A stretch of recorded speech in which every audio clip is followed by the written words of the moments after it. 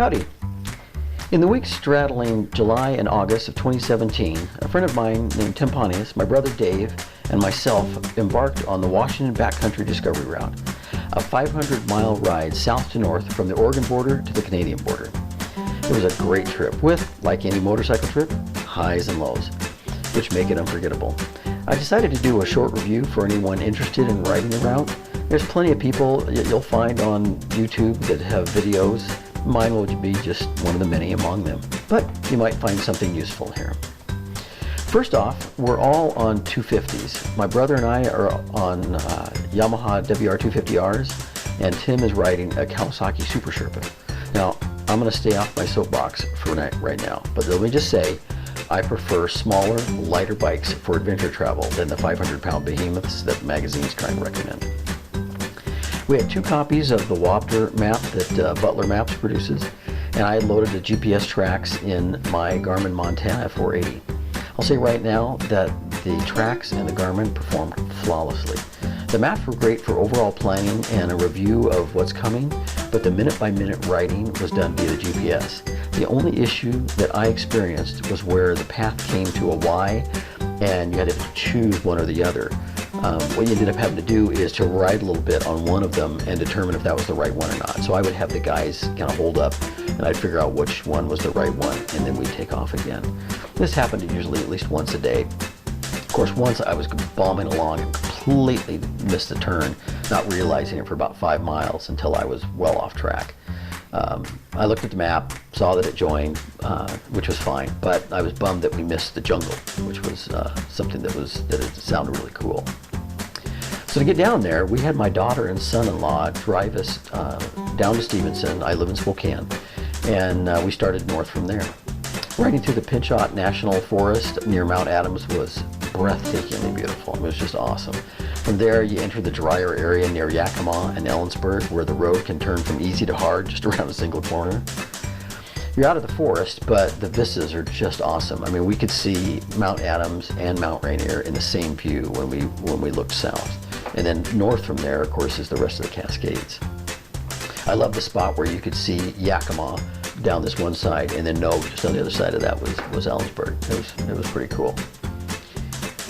Next is the true North Cascades area, which for 2017 there were 2 landslides to ride through. Bikes were okay, but there's no way a Jeep could have passed through it. And that's where we happened upon a bunch of guys, I think there were 6 of them, on larger bikes. They were having a tough time negotiating the landslides. So we stopped and helped them, which was it's really great to be able to stop and help someone. And it was just mostly just giving them a hand, getting the bikes up over these little, it's kind of a steep shelf that they had to climb up. As it turned out, this particular section of the trail, we didn't have our luggage because we had stopped. We'd gone straight from Ellensburg to Leavenworth to stay with a friend of ours. So we ran it north to south, that particular section, and then the next day continued on the trail, which is from Cashmere north. Now, north of there, the Canadian border is much easier than the southern section of the trip. And really, aside from one flat that we had on one of the bikes, we experienced no trouble and really ran into very few people. The roads north are just that much easier.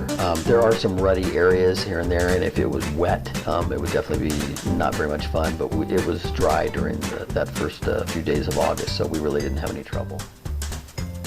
By the end of the route, the temperatures had reached into the 90s, and we were just happy to be done. We got to the border about 5 p.m. that last day. We had planned to ride east on another dirt route, but fires across the state and in Canada prevented us from doing that. They actually had closed a lot of the roads. So we just took the highway back to Spokane. Total miles for the trip for me was about 900 after everything. Luggage-wise, Tim and Dave had giant loop Coyote bags, and I had a set of Moscow Moto Reckless 80s. Each worked well, though I think the Moscow bags are better. That's just my opinion. They certainly carry more stuff and in better separated bags than the Coyote bags. They also mount lower on the bike, which keeps your center of gravity down where it should be. Which reminds me of another lesson. So even with my bag, there were 3 separate bags, and I just jammed all my stuff into them instead of doing what I should have done, which is put them in separate bags inside there. Organizationally, it's easier to find stuff if you've got them in smaller bags, and it's easier then to pack again instead of having to just, jam stuff in there. So that was something I'll remember to do the next time. But for all of us, soft luggage was the way to go. If it's built really well, and both of these, both the Giant Loop and the Moscow bags are built very well, you can take a tumble and not risk breaking plastic or metal pannier. With the guys that we'd run into, that had actually happened before we ran into them. One of the guys had taken a tumble, and one of the metal panniers had broken off, and the bracket was broken. So they had to just strap it on the back of the bike. So, your mileage may vary, as the saying goes, but I like soft luggage better than the hard luggage. And you should not be under any illusions that you're not going to fall. When you're on an adventure trip like this, you're going to fall. It's just going to happen. Which brings me to another point. Don't try and be a hero and pick up your bike by yourself if you're with friends. Our bikes were not very heavy. I had 50 pounds in my luggage. The bike weighs about 300, so I got about a 350-pound bike. I took a stupid fall because I was in the wrong gear and went around a corner and fell.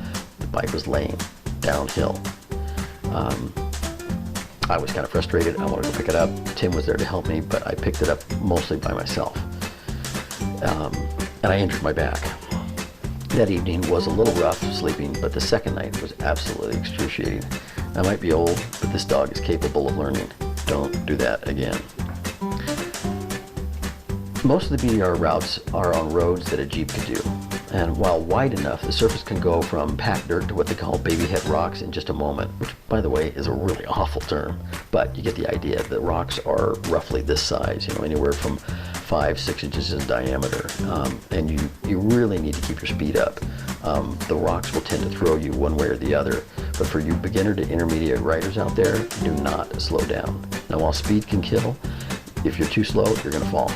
Momentum is your best friend here. You need to keep your speed up or risk being thrown off course. Keeping your speed up is the best advice I had read before the trip, and it worked well for me on this, as I didn't fall during any of these nasty areas. This is also true of sand. Don't slow down. Get up on your pegs and add more throttle if the bike starts to wash out a bit. Now, I'm not going to list all the stuff we took, as there's people that will have far more comprehensive lists than I will. But a few things are worth mentioning. First off, tools. If you're riding in a group, you can distribute this out a bit and take more if you're concerned. But make sure you have at least what you need to change a tire, to keep your chain clean and lubed, and to take care of any minor repairs. And you're going to have them. They just happen. You're likely to be in the middle of nowhere when you need them. Secondly, first aid. My brother prepared a really nice first aid kit, and he took that with him. And you're always going to need a Band-Aid or some disinfectant to clean up after some fall or worse. Dromedary bag for water. While each of us had hydration packs for drinking while we're riding, if you're going to primitive camp, which is the best kind of camping, you're going to need to bring your own water. The bags can be rolled up and stored when not in use, and when they're loaded, you can strap them on the back of your luggage with rock straps, which, by the way, those are the best. I highly recommend them. We all have light, portable chairs. Take up very little bit of space, but it's nice to be able to sit down, put in your boots on, and that type of thing. I had a cot, a very small cot. It was about that big, about maybe 6 or 7 inches in diameter, maybe 15-16 inches long. Very light, just a couple of pounds worth. For a lot of people, that would be a luxury. For me, it's paramount. A good night's sleep is just worth its weight in gold. But in the end, every person decides what's non-negotiable. For me, it's a cot. Dave also had a Garmin InReach satellite emergency radio, so that if we really needed help, we could get it.